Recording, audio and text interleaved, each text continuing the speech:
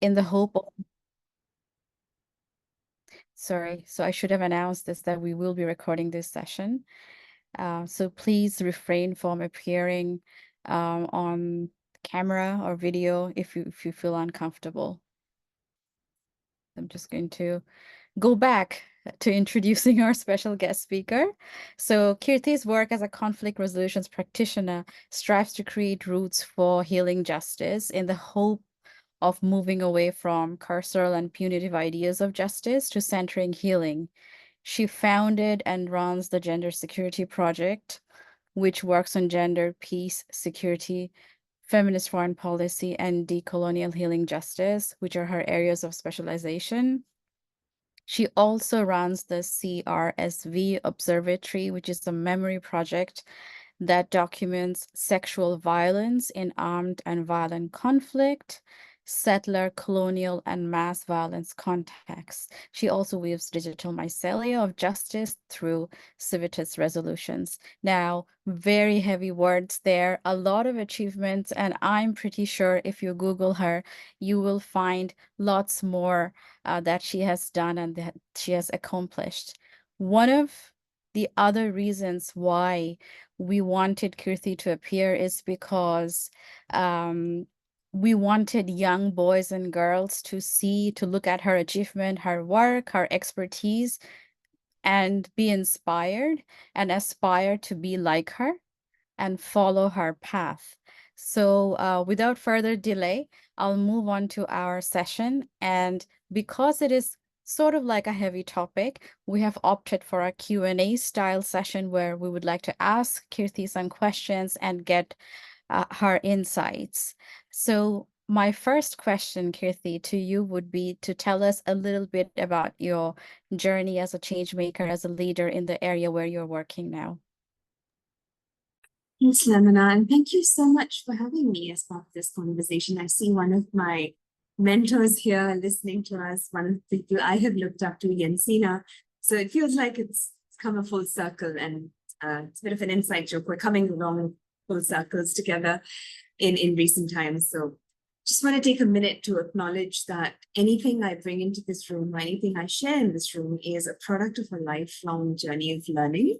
And a lot of that wisdom is collected, a lot of that wisdom is paid forward, and that's really what I want to bring today. So I grew up in India, specifically in South India, a city called Chennai, and I was in a very conservative part of the city, of the country. And I think even now, comparatively to the rest of India, we are more or less a little more conservative, and we're still sort of growing into our adolescence, if you will, as a city. So growing up, I was socialized into believing that there were only certain things women and girls could do, and it mostly looked like being a teacher or a homemaker. But my mother was out and about, breaking stereotypes by choosing to work in a social setting that did not accommodate her. She continued to study after she got married, and so I was socialized into believing right from a very young age that I could do things. But at the same time, I was also growing up in the midst of a paradox where I'd faced a lot of different kinds of violence, a lot of different kinds of bullying at school, and sexual abuse in the hands of people I knew and did not know. So I wound up growing up seeing a powerful woman as a role model, but also growing up in silence, because all of the violence that I faced had normalized the idea of silence. And I was caught between the two. I wanted to be a lot of things, but my silence kept me back. So a point in my life came where careers were conversations at the dinner table. And I always envisioned myself in a humanitarian space. I wanted to be involved either as a doctor or as a human rights advocate in the front lines. And the only thing I could think about were war zones, because I'd grown up reading the Diary of Anna Frank. But as I said, I grew up in a conservative part of the country, so the assumption was that I would study for a professional degree. And this is a very common thing in South Asia.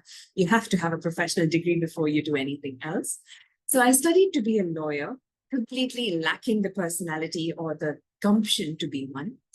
And soon after I graduated, I abandoned my degree because I just didn't have what it takes to sit in a court of law or to litigate a case.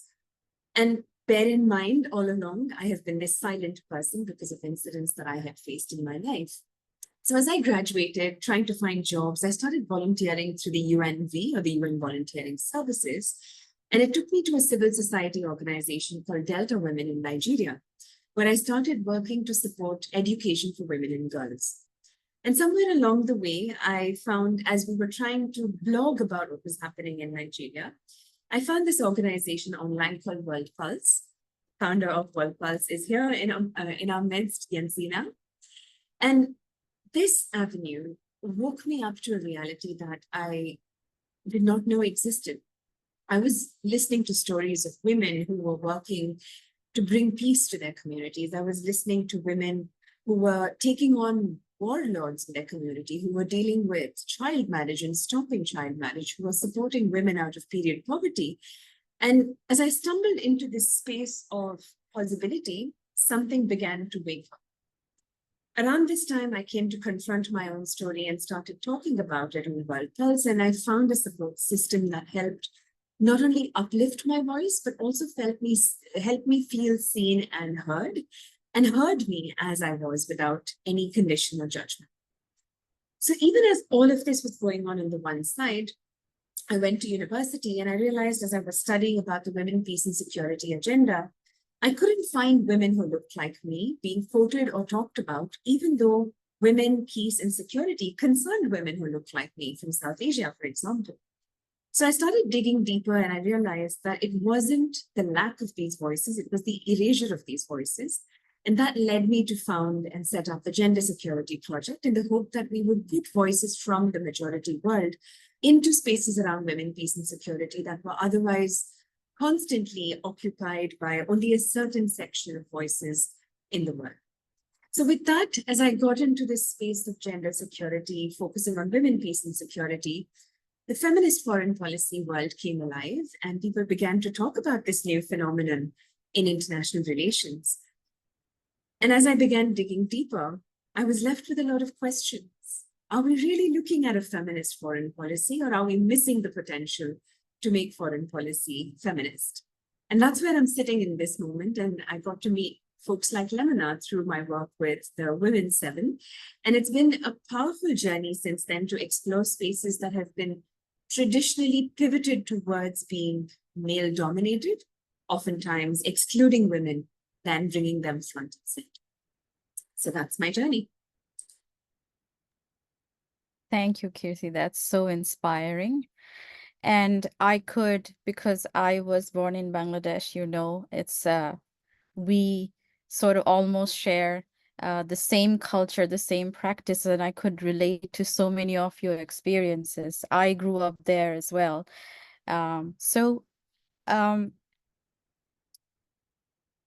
If we sort of like take your journey and then transition into your work towards feminist foreign policy, can you please, like, for people who don't have any understanding in layman's terms, explain what feminist foreign policy is and why it is important? Lemona, and thank you for this space to articulate my thoughts on this. I'm going to also be honest to admit that I don't have a lot of answers because I'm also seeking them at this moment. So maybe we can use this space for some collective reflection on what we understand as feminist foreign policy. In the simplest of ways, it is a feminist approach to international relations, which could be between states or between international organizations and states, or states and civil society, because now we've become such a porous world with the internet, allowing for conversations like these. Now, I love the idea of imagination, so I might be more inclined to even call this Zoom conversation a site of feminist foreign policy. We're meeting each other across borders, we're meeting each other across multiple nationalities, time zones, and identities. That conversations like these could also be centers for us to imagine what international relations could look like. Now, having said all of that, some part of the global dialogue around feminist foreign policy has been heavily dominated by countries. So you have 16 countries at this moment that have either adopted or committed to adopt a feminist foreign policy. And of these, several of them have also abandoned their feminist foreign policy. So it's a very interesting time to be in this place because it is a potential area, an area that is still evolving, a site of so much transformation. But we're also somewhat missing that really key piece of making that transformation possible. And I want to try to explain why I'm seeing it this way. Maybe I don't have too much of an optimistic note right now, but I will still tell you that I feel hopeful about the future of feminist foreign policy. So the first question I found myself confronted with when I learned of the term feminist foreign policy was, whose feminism is it? Is it the feminism of the state that is adopting a feminist foreign policy? Or is it the feminism of the state or the country where that foreign policy will be felt? Because this part of the conversation often gets sidelined. There is no single feminism. We have a few areas that maybe our feminisms can align. Maybe we have different interpretations, or maybe we have lived experiences that inform the way we see feminism. Now, even though, for example, Lemina and I are from South Asia, we're both from different countries within South Asia, and the dynamics that we're used to in understanding feminism and the world through that feminism can look different. But maybe there are areas that we relate to each other on, there are areas that we come together on, and there are areas that we mobilize on. So that piece of the puzzle still remains unanswered, because what we're also seeing at the international level is states are telling us that they have feminist foreign policies, but there's still heightened military expenditure. The idea of heavy military expenditure doesn't necessarily sit in a friendly way with the idea of feminism, because feminism looks for peace and prioritizes peace and does not look at violence as a solution or even a strategy to achieve peace, if you will.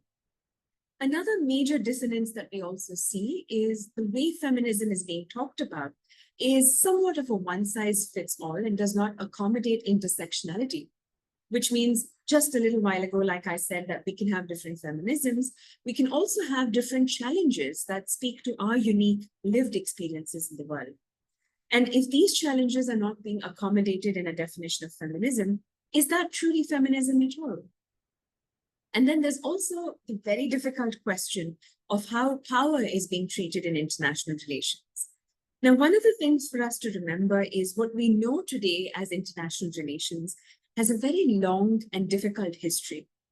This history involves things like colonialism, war, refugee crises that we still continue to unfold around different parts of the world, imbalances in terms of country economies and wealth, which means that we're not in a place where there's a level playing field. There is still some power at play. So what does it mean for a state that is powerful to call itself feminist if it's not going to explore the implications of its power? And what does it mean for a state that used to be colonized previously to call itself feminist if it hasn't been able to perhaps get out of that colonial dynamic with other states? And finally, there's also the fact that whatever we know to be true in the world today has come to bear without a process of justice. We assume that colonization ended at the end of the Second World War, which perhaps is true only to some extent. The fact that we continue to live in a world order where aid continues to be done, which is a very colonial institution, by the way, because when you have wealthy states holding on to a pot of money and deciding which of the non-wealthy states get much of it and for what, that power dynamic remains unaddressed and uninterrogated. So, bearing all of this in mind, what does it mean to be a feminist and to receive a state's policy which calls itself feminist? And how do we bring ourselves into a space to hold that power? Now, I know this is not an optimistic answer, but I will still end with the note that there is hope for this, because we've got the word feminist into spaces that were so allergic to the idea of feminist, that was so averse to mentioning this F word. So maybe we can find ways to kick the door down and bring in true feminism into these spaces through our civil society engagements. Thank you, Kirthi. That's very valuable points there. Now, I'm going to go a little bit off script, and I would, because we have you here, in very simple terms, I would like you to speak a little bit about why it is important to decolonize, and also, do you think because personally, I have noticed I'm very much into post-colonial literature. A lot of the authors that I enjoy reading, it has written on post-colonial literature, and I think that's part of where I'm from. I come from a part that has been colonized at some point. So if you could speak a little bit about the importance of decolonization, and also we're carrying a lot of intergenerational baggage as a result of colonization. So will adopting a feminist foreign policy address some of those baggages that we carry, and especially women and young girls?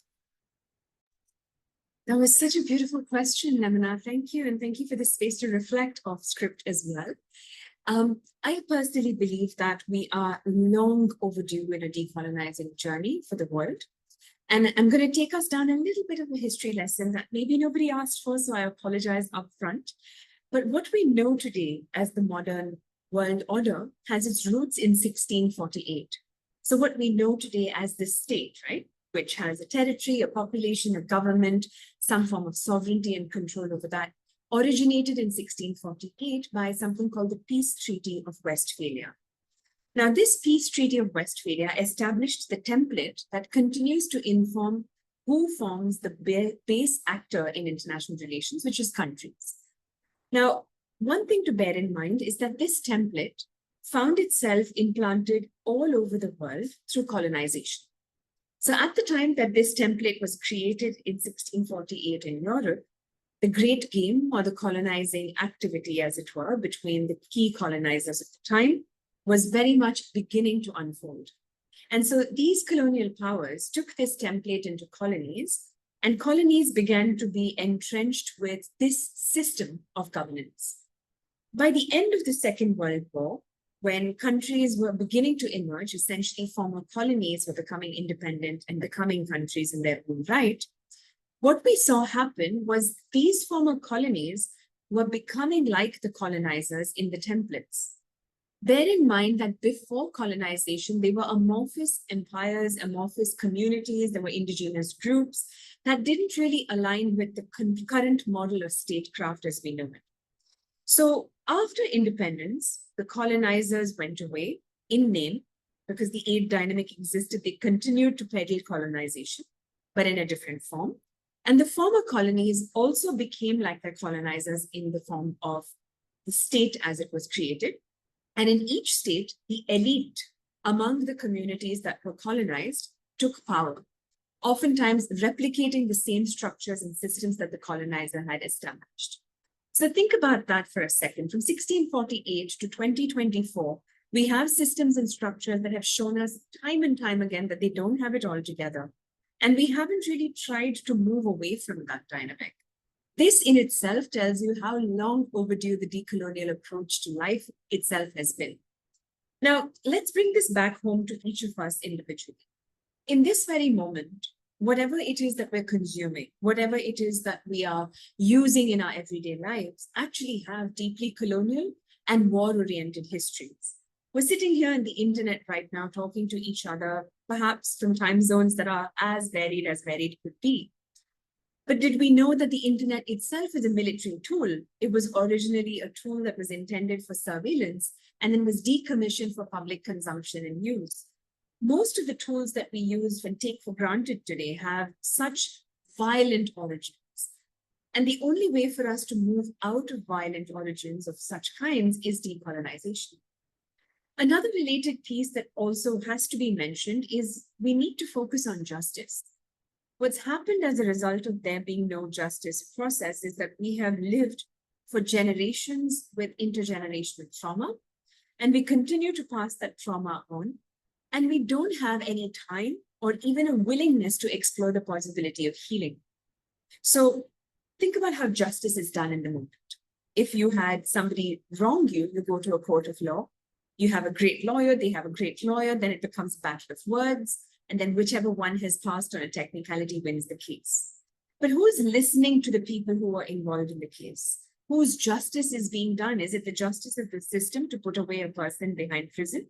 Or can we think about the justice of the person affected for reparations to be made? And if we want to think of reparations, again, the road takes us back to decolonization. Thank you so much. And I think very few people can put such complex concepts into such simple words. So thank you once again. Then our next question would be, and a lot of us here come from South Asia, come from Africa, some from Europe, North America, but especially from low and middle income countries, because we want to empower change makers who come from marginalized backgrounds. How can we change makers influence feminist foreign policy, irrespective of whether we are a grassroots level activist, or we work for a civil society organization, we work for the government, or we are a policymaker? What can we do to influence feminist foreign policy? This question has me particularly excited, Lamna. Thank you so much for thinking of it and sharing that with me. The first key thing to remember is, especially if we're coming from the global South, we come from long histories where feminist foreign policy in the action is part of our cell memory. And I don't say this with any sense of exaggeration or inflation or presentism about history, but just think back to how women in your communities resisted colonizers, what kind of efforts they played in the freedom struggles of your country. And think about whether those stories continue to be told in fairness, with due respect for these women and the work they put in. And when you get into those spaces, you already see that there are such rich examples of not only resistance and subversion, but also of daring to exist and continuing practices that were elbowed out because the colonizer thought they weren't worthy of inclusion. So the key step that we all have to think about taking is to start from where we are. Feminist foreign policy are three words that currently are looking like a buzzword, but it's part of our lived experience. It's part of who we are. It's part of this very moment that's brought us into these spaces together to even talk about a thing like decolonization in a world that is refusing to look at it. So start from where you are and look at what the world looks like from your perspective. You know the unique problems that affect your community. You know what challenges your people, what challenges you. And you also know the solution. Even if you don't know how to get there just yet, you know what that solution is going to look like. If you started from where you are, you know where the shoe pinches, you know how to heal the wound, you know how to mobilize to get that action going. The second key piece, and this I would definitely drive home, was learning from World Pulse, which is to find your community. There's truly nothing better than coming together as a community, of being not only larger in terms of numbers, but larger in terms of alignment, of grounding yourself in the overall community you come from. The colonial project was deeply successful because it found a way to divorce people like us from our communities. It brought in a heavy emphasis on the individual at the cost of the community. So much so that our attempts to come back to community also need a significant amount of healing, because we need to find ways to come back to belong to each other. Once you've started from where you are, once you've identified your community, the third piece is to speak truth to power. And this is perhaps the hardest if you're going to have to do this alone, because it's one voice against an established wall of power. But if you've already found your community, then it's one whole bunch of voices coming together, not an individual voice. And the critical mass of those voices coming together can actually bring down mountains, leave alone walls. The final one that I would share with you is question everything. Question every single thing. We're not passive people bereft of agency. We fully have capacity to exercise our agency. It's true that we may feel powerless in certain circumstances, we may feel inadequate in certain circumstances, but even our capacity to make a decision to act or not act is a function of our agency. So when you find community, when you find solidarity, when you're willing to speak truth to power, the next step is to be open to interrogating everything to get to the root of what you're being presented with. If you're refusing to accept everything that's told to you, it's going to be very hard for the system to push its agenda down your throat. It's going to be very hard to co-opt you, and you're the law. That's absolutely very effective and insightful points there. I will just throw a plug in because we have Jensina. I would like to also share that I have shared my narrative at World Pulse as well. And what I felt instantly was a feeling of sisterhood, and someone could have been based thousands of miles away from where I am, but we had similar experiences, and I instantly received support. So the power of sharing your narrative and, also being genuine and truthful does hold a lot of power. So my next question, Kirthi, might have some overlaps with what you have already addressed, but what would you consider to be the key priorities of developing a feminist foreign policy? Now, that can be at a state level or just in general. What would be the key priorities that we should consider? Thank you so much for that, Lemna. I'm going to try to answer this in two sort of parallels. If you are engaged at the state level, the key priority of a feminist foreign policy is to learn feminism.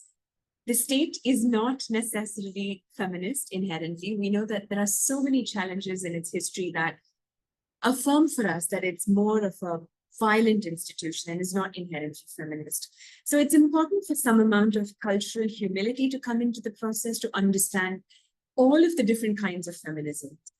And while that understanding comes to bear, to also recognize that because a foreign policy is outward facing engagements, it is important to consider a few base principles, a few fundamental principles as foundational, as perhaps non-negotiable. So for instance, one standard policy that could be perhaps common across the board in a feminist foreign policy is to respect the agency of women and girls and non-binary people. Now, we could also go a little deeper. If that feminist foreign policy is engaging with women, perhaps from South Asia, a common challenge we see rearing its head is the caste system. So we want to find ways to center the most marginalized based on the caste system in that particular region.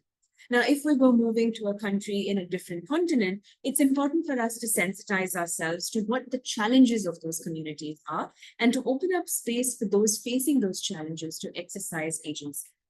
So those should be the fundamental priorities. And I know it's a bit of an open-ended list, but that's how it should be, because otherwise we risk imposing a single feminism on others, and that's never a feminist agenda to start. If you're civil society, I believe you have full and free, I want to say, a giant canvas to really play with, because nobody said that foreign policies have to be the exclusive domain of state engagements. A conversation like this is also feminist foreign policy in action. We're coming across borders, as I said, we're meeting on a little platform on the internet. We have shared realities, we have independent realities, but we can have conversations about these. We can learn from each other. We can scale up solutions that you have implemented, or I could share solutions I have implemented, or maybe we can come up with something entirely different altogether. Now, one of the avenues I would like to say is, for me, a vision or perhaps a blueprint of feminist foreign policy is World Pulse. We have women logging on from all parts of the world, all kinds of background, all kinds of realities, and they're coming in with their voices. They're coming in to tell you stories of their life. They're coming in to document the impact they're making on ground with the work that they do. And in the process, they're building these bonds of sisterhood that go one level to encouragement and community, but beyond that, to create meaningful change on ground. That change is feminist foreign policy in action. So when we're thinking about priorities as civil society, I'd say your first priority would be imagination. The sky is the limit. You have a tool to communicate. You have beautiful minds to align with. You have lots of things to learn. And in that collaborative community space, there's virtually nothing you can't create by way of change. So be open-minded and really just imagine and go out into the world to create foreign policies at the people-to-people level.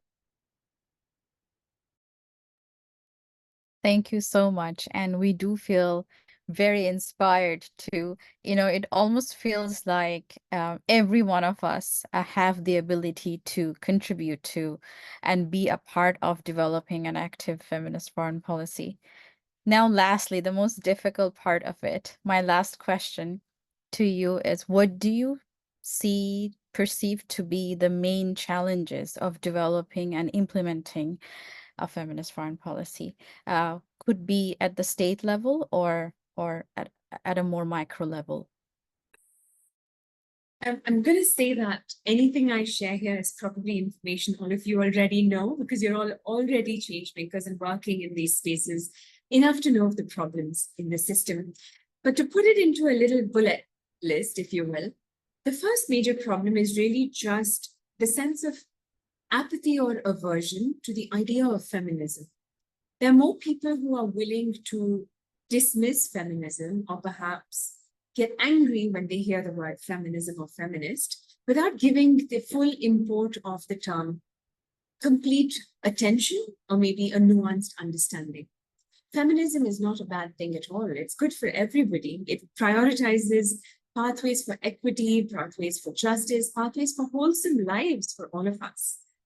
The second major challenge, and this is not just because we're in this moment confronted by a world with a terrible economy, but even generally itself, gender seems to be the poor cousin of most funding projects, that it doesn't get a lot of money. Now, if we're looking at feminist endeavors and we're looking at change making through feminism as the lens, it does take money, it does take effort, it does take labor. And a large part of that labor comes from people who have put in this work out of love and fresh air, and often don't get paid putting their lives online to do this work. So the lack of funding can be a severe constraint, because it means a person is giving more of their energy without getting anything back in return, which can be very damaging to their well-being in itself. A third major challenge, and I think this is perhaps my worldview that I'm probably not necessarily going to expect all of you to agree with, but the third challenge that I think exists is this complete lack of accountability. It's very often easy for the system to say we're feminist and then walk away without doing the feminist thing. Think about how companies come to celebrate Pride in June every year. It's a lot of fun for them to add the rainbow flag for that 1 month, but are they really friendly to LGBTQIA+ people with their policies? Think about what happens in International Women's Day every year. I know this year I got so many discounts for pizza places in my city that I learned that there were that many pizza places in my city to start with. But instead, I just wanted to know why we're not focusing on equal pay or paid menstrual leave for women, or even maternity leave and benefits for women in the communities I come from. So the challenge here is this lack of accountability means that they seem to have a sense of unfettered absolute authority to even redefine feminism. Think about how, with this lack of accountability, if the state calls itself feminist, we're actually setting back the feminist movement so much, because the definition of feminism has now become a reduced, limited one than the transformative project that it's supposed to be. At the state level, this also manifests in very difficult ways. Think about a country like Canada, which says it has a feminist foreign policy, but at the same time has done nothing to offer justice to the indigenous women on its territory, the global south within the global north, who've continued to face severe forms of violence for years now. Canada has also had demonstrated in most recent times heightened military expenditure over the last few years, but it also believes that it wants to support the last mile through its feminist international development policy. So this lack of accountability exposes some kind of hypocrisy, which is a bit of a difficult thing to take when you look at the world through a feminist lens and you want to hold the system to account. Thank you so much, Kirthi. That was, I mean, you covered a lot there, and it, I feel that we need much more time for a more elaborate and engaging discussion. But thank you so much for sharing your insights with us. Those were some of the questions that I had for you. Moving on to our audience now, would like to take some questions, and let me see if I think we might have some questions already shared. So from Anupama, we have a question. She asked, which country is the gold standard for feminist or feminism? I'm going to answer that question in a way that you probably might not necessarily be happy with me saying. I don't believe any country has reached that standard yet. The closest I might say would be Chile and to some extent New Zealand. Chile, because after emerging from a very difficult dictatorship, Chile has come out with a feminist constitution and is currently in the process of implementing a feminist foreign policy that is also committed to ecofeminism. Now, it's a bit too early for me, or for anyone for that matter, to say that this has arrived and the template for the gold standard is here, because it's also the only standard, which means that we're not really spoiled for choice to identify the best of the lot. The other piece that maybe we should look for instead of countries is communities. There are indigenous communities that have been practicing different kinds of feminist foreign policy and action, not necessarily with a declaration or an instrument saying feminist foreign policy, but they've been engaged in food sovereignty, the protection of their communities, fighting climate change, preserving the environment. And all of these factors, I believe, constitute a blueprint for a feminist foreign policy. Thank you. And I do agree with you there that, we're still, progressing our ways to become feminist countries, but we're still far from there. We have another question from one of us, Phoebe. Phoebe asked, how can we approach conversations with people who can't shift their perception of feminism as akin to misandry? Such a good question. Thank you, Phoebe, for asking. I usually fall back on my peace education practice, which helps me get to one of two things. One, of converting the other person to a perspective of my own, or irritating them to the point that they go away but come back a few days later saying, you made me think. So I follow this very simple formula of asking them questions as though to say, I don't understand their view and I'm interested in understanding more. But that's a bit of a disguise there because the questions I ask them are actually pretty annoying. So once I had this, just to give you an example, I had this conversation with a man who, much like the question you asked, likened feminism to reverse sexism, as he called it. He said that we were being discriminative of men. So the first thing I asked him was, what's making you say that? Is there an experience behind it? Is there a perspective you want to share behind it? And so he let himself talk. He talked about a few experiences. And then I asked him even further, saying, but why does this make you feel like this is a general story? Why do you think this is so? Why are you angry? And then it goes into about 6 or 7 whys. By the end of it, they begin to start to see that their argument doesn't hold because there's not any data on which it rests. It is a process that requires a lot of patience. It can be really frustrating, especially when they're throwing a lot of falsehoods in your face. But if you cultivate a bit of a gut for patience and then just look them in the eye and ask why, it tends to fall away after a point.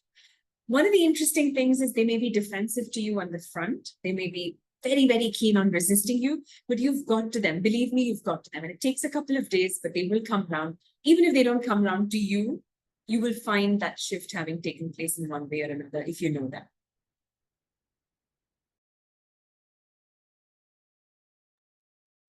Thank you. Moving on to our next question. This is from Harinat, and I hope that I'm pronouncing your name right. Harinat asked, what are the approaches that we can take to influence feminist foreign policy or policy in general, particularly in countries with existing constraints on gender norms or feminist stigmatization? Such a great question. Thank you so much for asking. When we live in a country whose policies from the get-go don't have places for us, a clever way in is to look for the ways in which you engage with the state and use that as a common ground.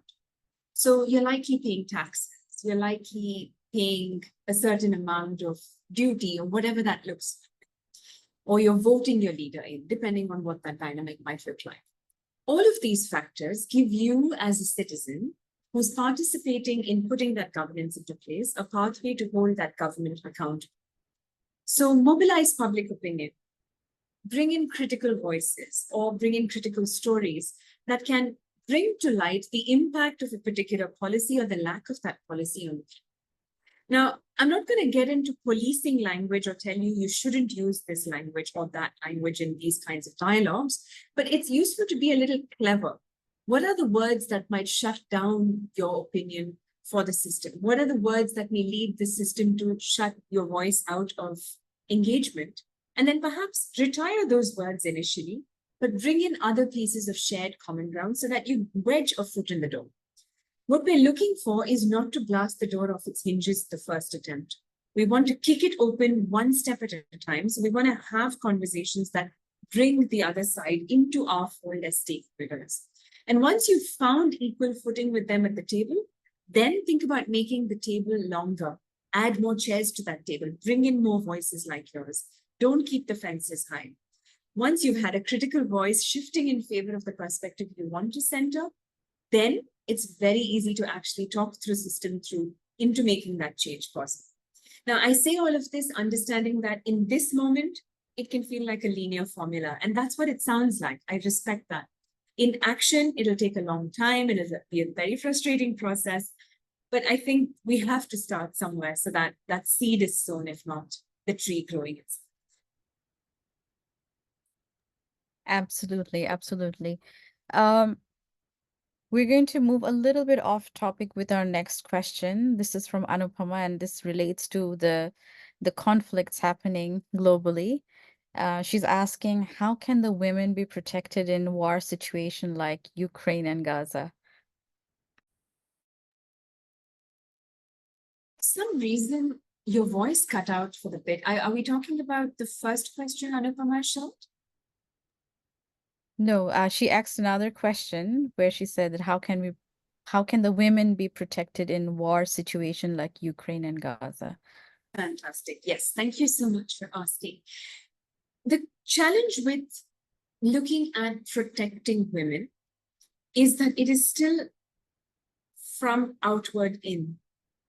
It's the assumption that the women themselves have no agency and therefore must be protected. Now, it's important for us to bear this in mind because even as we want to stand by in solidarity, that action of supporting and standing in solidarity may fail if we are making decisions for those that we want to stand in solidarity with. Bearing that in mind, whether women in Ukraine or Gaza, or in Afghanistan, or Tigray, or Sudan, or the Congo, where current challenges of violence look no different, it's important to understand that everybody facing that situation has a voice and is fully aware of what the solution they want looks like. So wherever possible, listen to them, pay attention to what they're saying, amplify those voices to the powers that. Right now in Gaza, the current call is for aid to be let in, for the genocide to stop, and for the territory to be restored to the people from whom it was taken. With all of these three in place, listen to the voices from Gaza and amplify it. In the context of Ukraine, there's a bit of a shift in the dynamic there. There's a little more privilege in the sense that they are already receiving support from certain quarters. What is lacking? Pay attention to what is lacking. Support the amplification of those areas that are not being addressed. One major challenge that women in the context of Ukraine continue to face is that they're not receiving the immediate attention. Military solutions are receiving attention, not the experiences of women. So listen to what the women are sharing. Now, it's a very tricky place to be in at this moment to watch all of this unfold on social media and feel helpless. But it's also the place you take to amplify those voices. Your post on social media educates at least 10 people in your followers list. And at least out of that 10, 5 people or 2 people may go ahead and create that ripple effect. But when that ripple effect adds up, it's going to be very difficult for the system to ignore these realities, that stepping up and taking action becomes necessary. I hope that answered your question. I'm not sure it was a very convincing answer, but in one word, the agency of the women needs to be given attention in one sentence. Right? So I'm mindful of the fact that Kirthi, everyone's asking you questions that might take you to other, sort of address other topics. The next question that Anupama asked is, what kind of role does religion play in defining feminism? And she referred to Iran. So I think we have a general understanding, and I would like to add that we have a general understanding of why Iran can be a reference point. But I would like to sort of expand that question, and if you could provide your sort of view on can we use religion to define feminism? Because sometimes we feel comfortable adopting a Western lens on certain religious practices or a colonial lens to certain religious practices. So is it a barrier or can it be a tool for empowerment when it comes to feminism? What is your view on that? Thank you so much for that question. And thank you so much, Namina, for the context. And I love that you set that context because I think it shows me so much alignment with what I'm thinking of at this moment. From the face of it, the first impression most people carry is that religion and feminism are at odds with each other. This need not be so. It may be so, but it need not be so. And I'll say it may be so in certain contexts where religion throttles feminism, where religion is weaponized to prevent feminism from achieving its full play. And yet, in certain contexts, religion is feminist. In the context of certain communities in the world, worship of the mother goddess is part of a feminist journey, a worship of the earth, a worship of nature in itself as a mother, as a goddess, as a feminine form, is inherently an initiation into feminism. When we talk of religion, we need to be wary of two things. Is it religion as interpreted by humankind? And in humankind, is it mankind? And is it being used to effect control? And the second question is that religious tenet something the woman has chosen for herself as part of her feminism, or has she chosen to disregard that as part of her feminism? These questions have to form the next step. If we take a very limited stand of religion versus feminism, and religion and feminism are at odds, we risk doing exactly what Lemina named here, which is to bring in a Western lens and a very colonial lens at that limits the scope of full spectrums of feminisms that exist. But at the same time, if we go the other extreme to say that they are not at odds, we risk erasing lived experiences where religion and feminism do indeed clash. So when we talk about Iran, it's true that women are being targeted through a certain religious practice. Is that religion or is that religious practice? Which goes back to the question of, is that religion or a human interpretation of religion to target a particular section in society? Those are the questions we should be asking. But I would like for us to maybe think about how feminism is also a spectrum, and there are feminisms we don't know of yet. So we can be open-minded about it and not be disenfranchised with a version of feminism that doesn't align with our practices.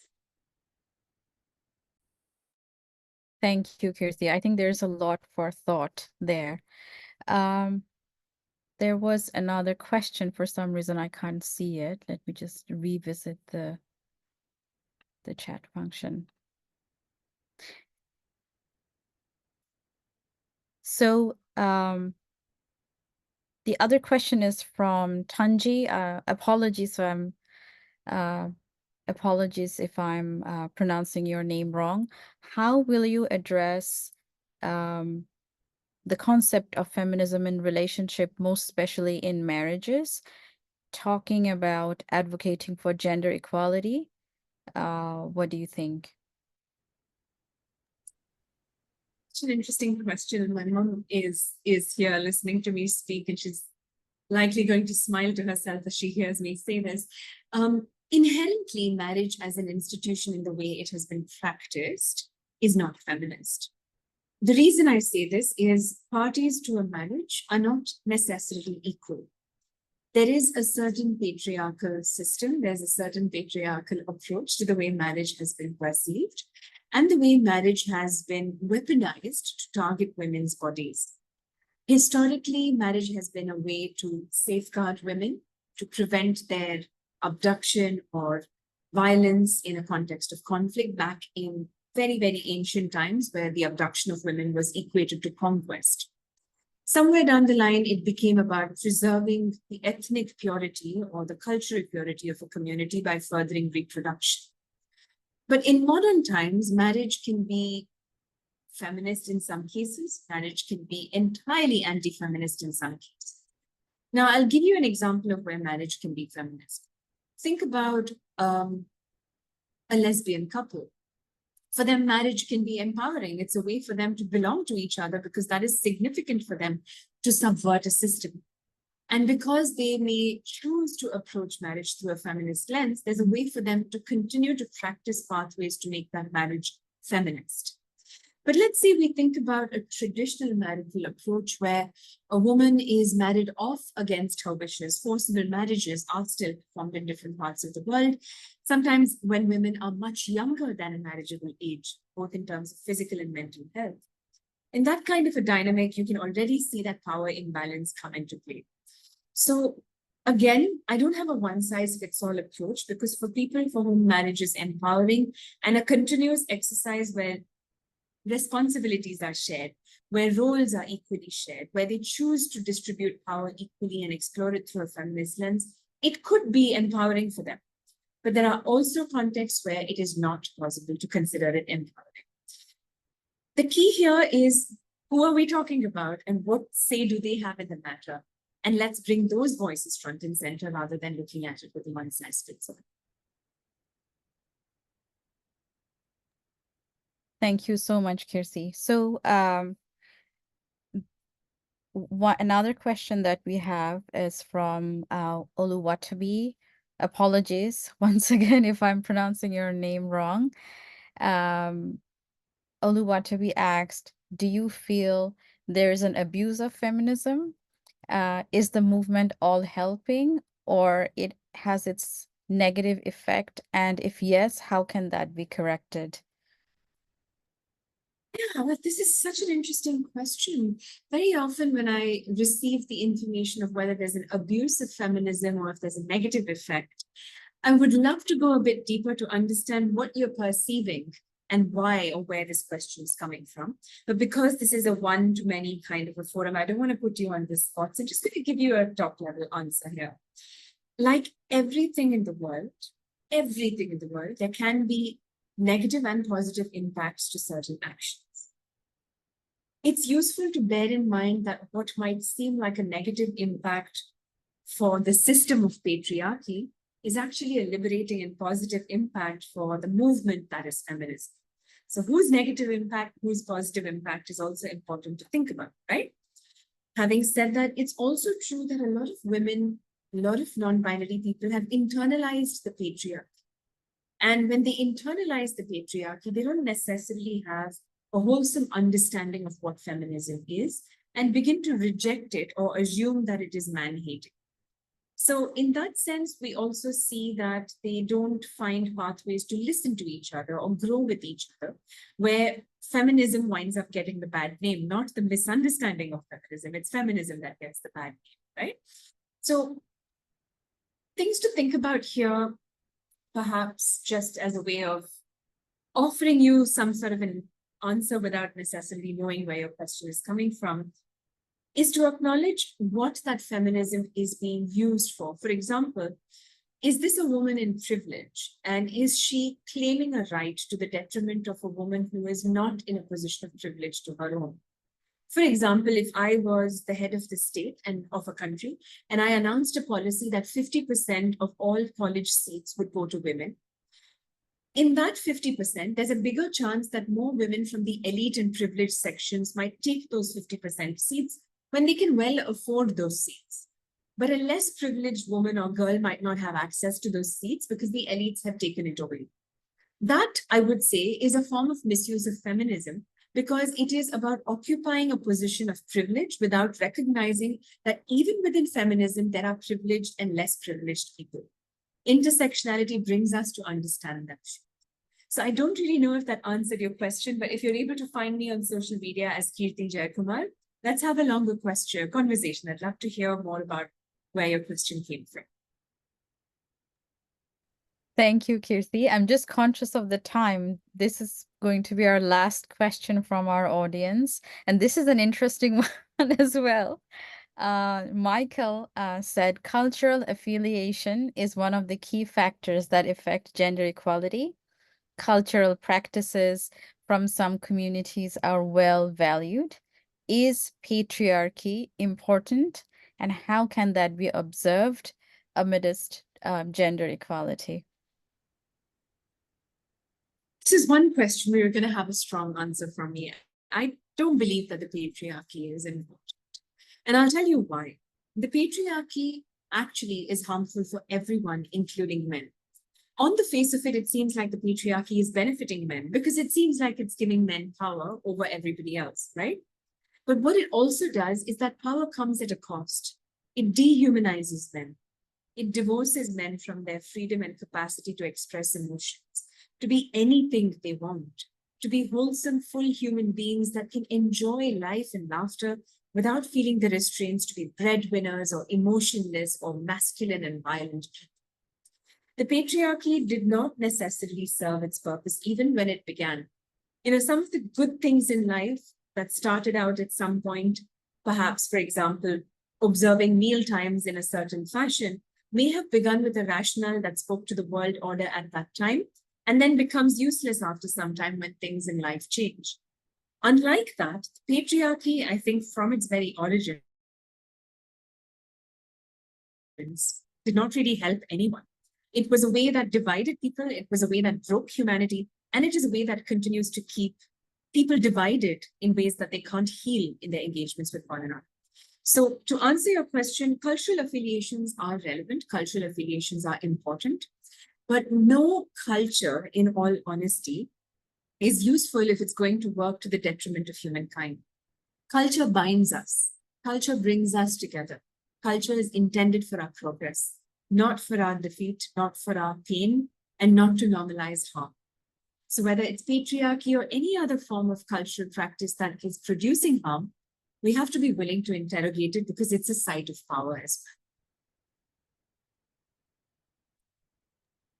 Thank you so much, Kirthi. That was going to be our last question, but I think our session will be incomplete if we don't ask you, and maybe like in a few seconds, if you could just speak a little bit about what is healing justice, so that we sort of take that away with us as our lasting sort of insight from you. Absolutely. Well, to bring in the idea of healing justice, I just want to center the fact that this is a practice that has existed across many indigenous communities. It's a process of restorative justice. So when a crime happens, now let's think about a large scale of mass violence, right? Where a community has been targeted with something as ghastly as genocide or ethnic erasure. Now, in the face of this, if there's a justice process that is punitive or punishment oriented, the persons who are caught by the system, against whom evidence is available, will be prosecuted and then put away in prison. But the person who survived it, who lost family members, who lost a limb or has been suffering from injuries because of it, or who's had a mental health setback and trauma because of it, is not in any way benefited by the criminal being put in prison alone. That's one thing, definitely. It is setting them away in terms of a spatial setting. But there is nothing being done to support the healing of that survivor. It could look like the survivor needing psychosocial support. It could look like the survivor needing resources to carry on with her life. Or it could look like the survivor needing something entirely different that feels like justice to her. So healing justice is an attempt to focus on reparations, focus on healing rather than just punishment-oriented justice. We need a lot less of punishment and a lot more of humanity and coming together to improve as people. If we're punishing each other, we also cancel potential to be better people. We are never single issue people. Nothing in our lives are linear. We might have made a mistake yesterday that we could learn from, never to repeat that mistake again. So why are we not focusing on healing? Why are we so much in a rush to put people away in our jails that now our jails are overflowing and crime has not come down? Why aren't we focusing on bringing human beings together, but instead trying to divide them further and further? So for healing justice, the wish that I'd like to center here is that if as many of us could heal, we're looking at futures of peace rather than repeating cycles of violence and conflict that we know exist. Thank you so much. There's so much for us to sort of internalize and reflect. And I think that's what your session inspires us to do, Kirthi. I encourage all of you who joined today to think about, to reflect on everything that Kirthi shared, and thank you, Kirthi, once again for your brilliant engagement, for your brilliant responses and your insights. So that would be the end of our session today. We'll meet again in early May for our next session. And I would like to thank everyone who joined today, who made their time and listened to us. We will be sharing updates from our session, from today's session, through our social media channels. We encourage you to follow us. We have shared our social media handles in the chat box. Follow Kirthi on social media as well. And thank you all for joining us. It has been a brilliant session, and I'm taking away a lot of inspiring thoughts with me. Thank you. Thanks for having me, Lemona and Team GAN, and good luck with everything you're doing, and see you all very soon. Thank you so much. Thank you.